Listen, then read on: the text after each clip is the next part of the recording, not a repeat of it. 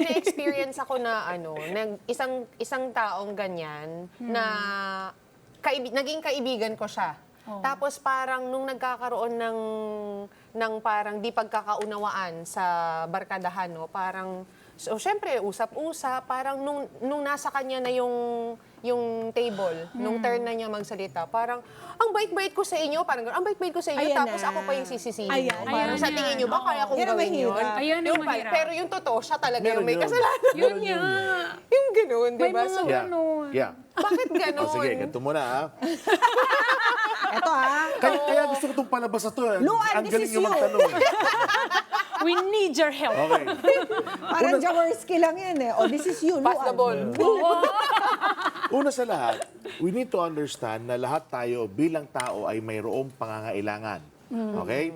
Isa sa mga pangangailangan na yon is to be socially accepted or katanggap-tanggap sa mga taong nakapaligid sa'yo. Okay. Dahil dito, maaaring magbago ang iyong pag-uugali, pakikitungo o paraan ng pakikisama sa bawat taong sinasamahan mo.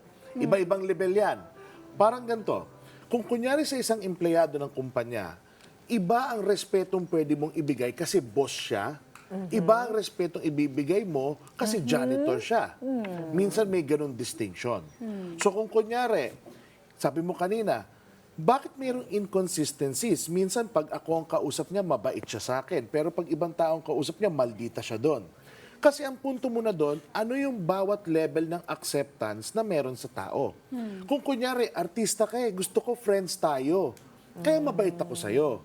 Eh ikaw, purita ka, hindi kita gusto. Hindi ko kailangan ma-associate sa'yo. Hindi kita kailangan pakisamahan. I know people that are like Merong that. ganun. Kasi kumbaga nga, ang nangyayari, hindi yun ang tunay na kabaitan kasi kinakategorize mo ang bawat tao.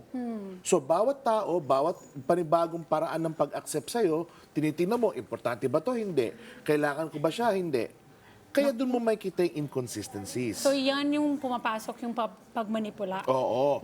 Yung tunay na mabait na tao na maituturing natin, yan yung taong hindi tumitingin sa estado, hindi tumitingin sa kanyang pangangailangan, hindi tumitingin sa kung anong makukuha niya mula sa iba. So, kumbaga siya, may consistency. Kay boss, kay janitor, babatiin niya yan ng umaga. Kaya yan, mahirap o mayaman, marunong o hindi, iisa ang trato niya. Pantay. Pantay. Oo. Now, yung sa manipulative, mas malala yun. Kasi Paano? sigurado yun, pag sinabi mong manipulative, meron kasi akong kailangan sa'yo. So may parang, may thought na siya behind May agenda her na. ugali. Oo.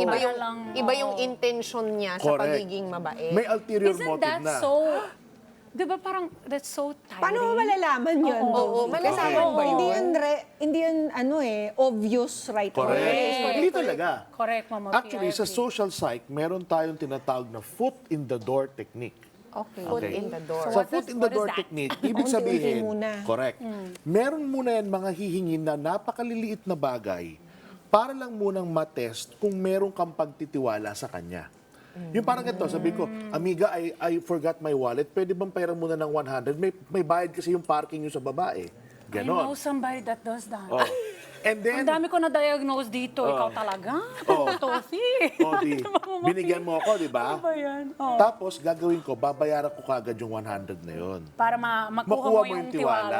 Correct. Oh my. So, kumbaga ngayon, may established connection na tayo. Pinahiram mo ko, ang bait mong kaibigan, binayaran ko kagad, may tiwala ka na kaya kong magbayad. The next time around, amiga, enrollment ng aking anak, baka pwedeng makairam ng 50,000. Oh. So, ikaw naman sabi mo, dati, binigyan ko siya, okay siya. Bigay ko uli ngayon. Palaki na ng palaki. Hanggang sa katapos-tapusan, napapansin mo na parang yung level of commitment, nasa iyo na. Kumbaga parang ikaw ang laging nagbibigay at maaaring wala nang bumabalik. So ganun lang din sa mga, minsan hindi pera, minsan may ganito naman. Friendship, magaling ka sa art, di ba? Pa-drawing naman ito. So, drawing ka naman. Nanguuto pa eh, no? Oo nga. Kasi kailangan nilang makita mo, kailangan mo na nilang makuha yung kiliti ninyo eh. So they will then look at your vulnerability. Let's get together. Sunday 25. Sunday 25.